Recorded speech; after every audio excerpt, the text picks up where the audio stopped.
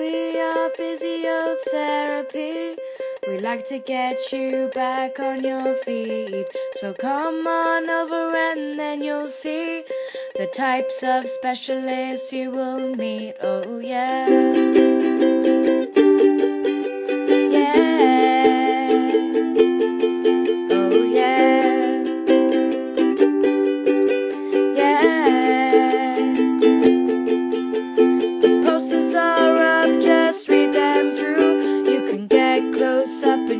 Join our crew. Trust me, it is so much fun. You'll help someone, help a loved one. So join us and help someone. Make a difference, make a choice. A hand in healing. Make a difference, make a choice. A hand in healing.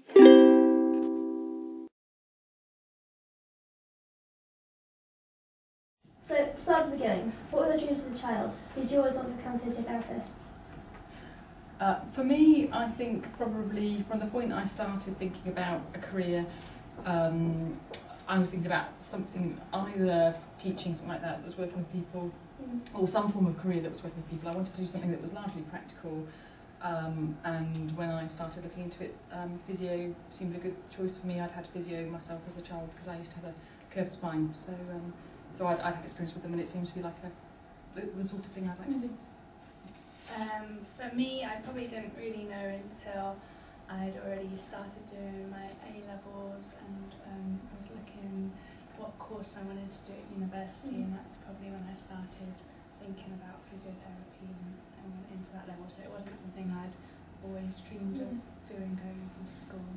So after you discovered more about physiotherapy, what do you think drew you to becoming a physiotherapist? Qualities of the job and stuff like that?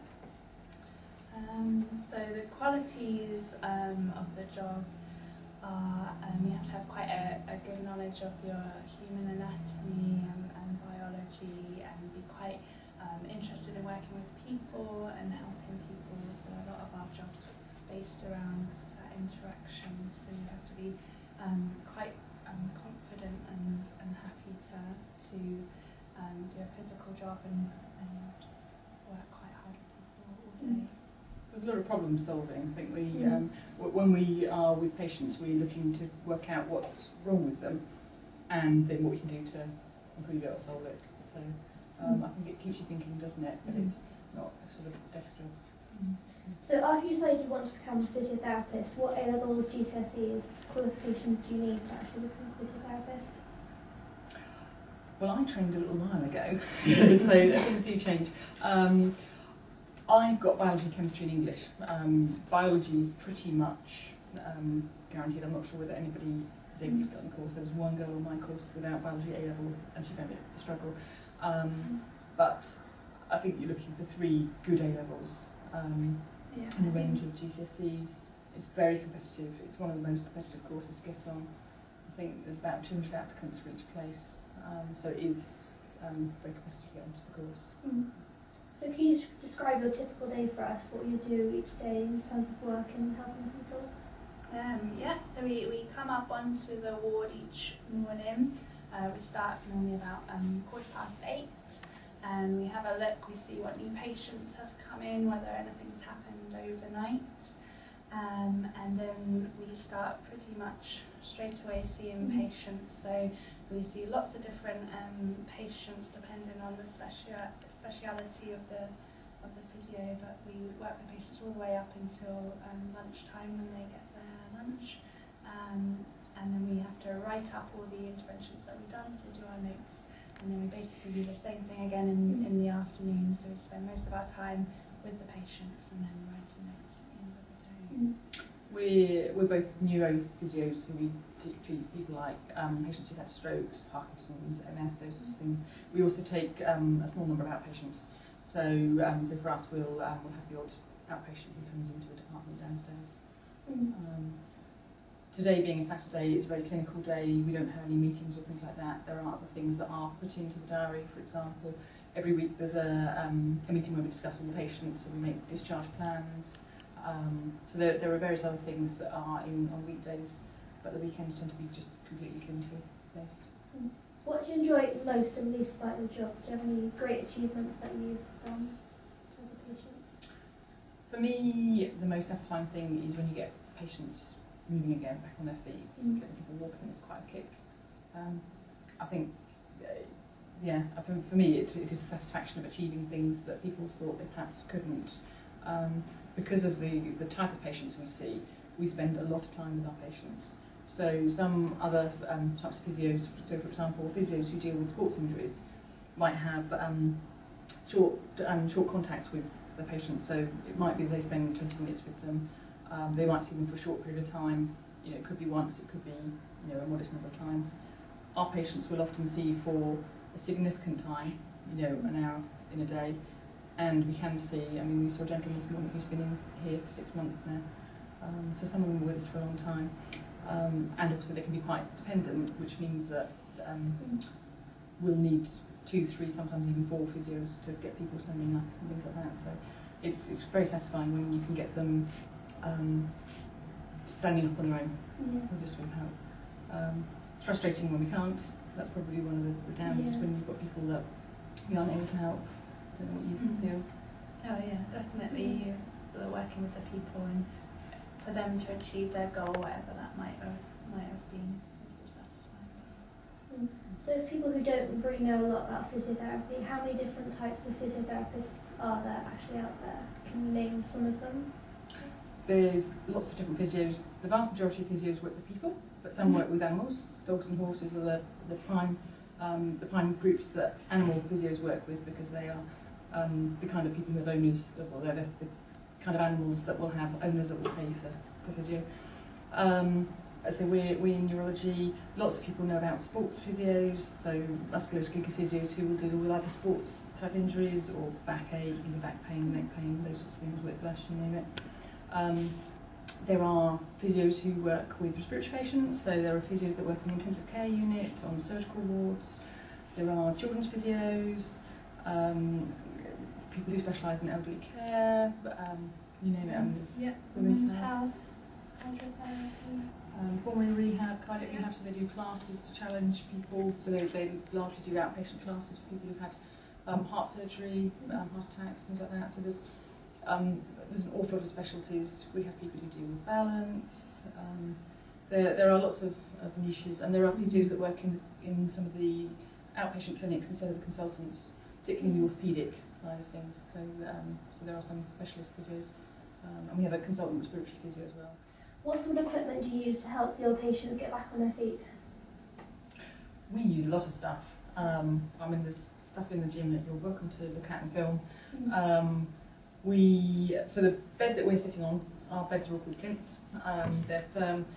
We have wide ones because people can then move around on them. So we use these a lot. This goes up and down, and we'll use it to do bed exercises, or we might have people standing up. We have a special version that's a bit like this. We call it a tilt table that actually stands up. So the person is strapped onto it and it will completely stand up. We have various electric hoists that will stand people up. We've got things like parallel bars that are in our gym. We use those a lot to help people walk.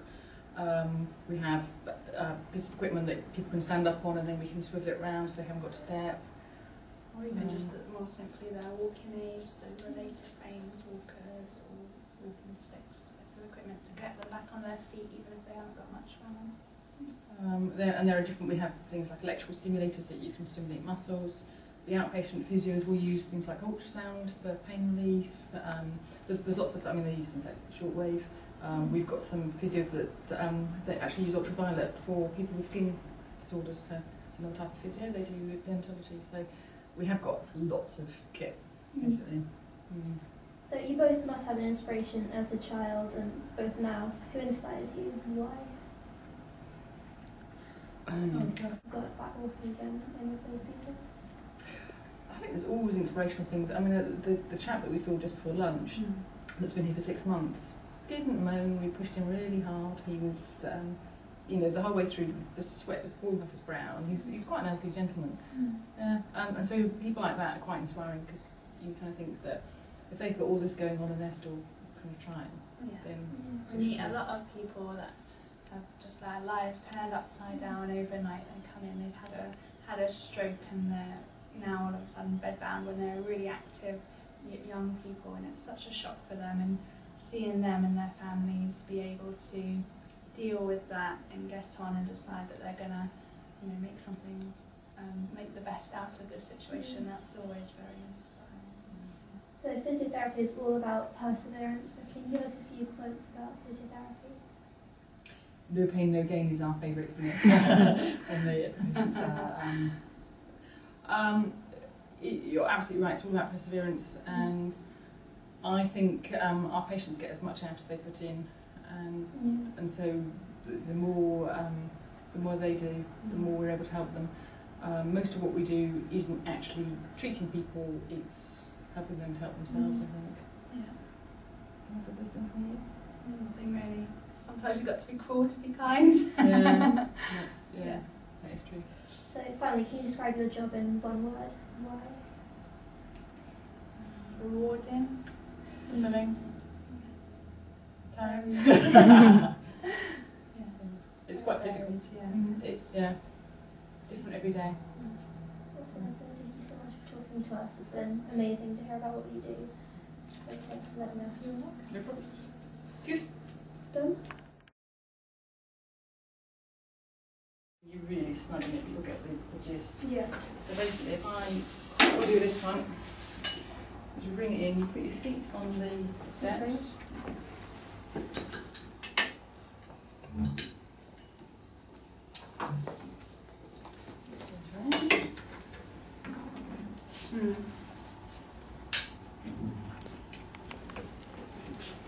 Pull you in. You hold the handles up here. Okay. Excellent. I'm going to stand you up. Whether you like it or not. That's so cool.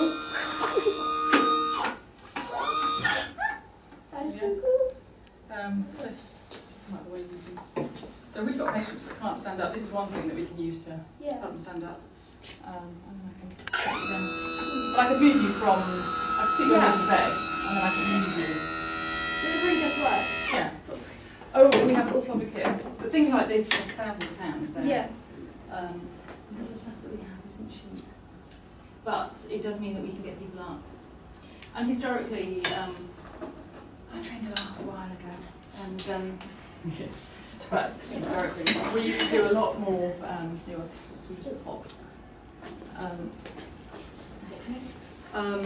We used to do an awful lot more bodily lifting people, but it's not good. It's not good for us manual handle wise if we lift people.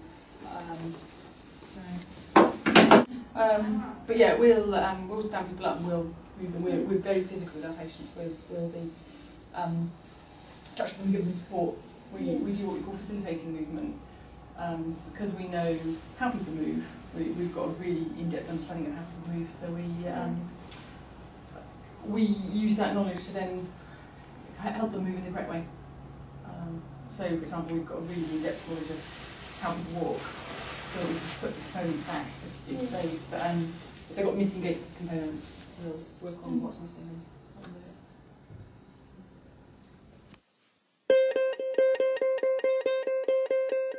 We are physiotherapy. We like to get you back on your feet. So come on over and then you'll see the types of specialists you will meet. Oh yeah. Yeah. Oh yeah. Yeah.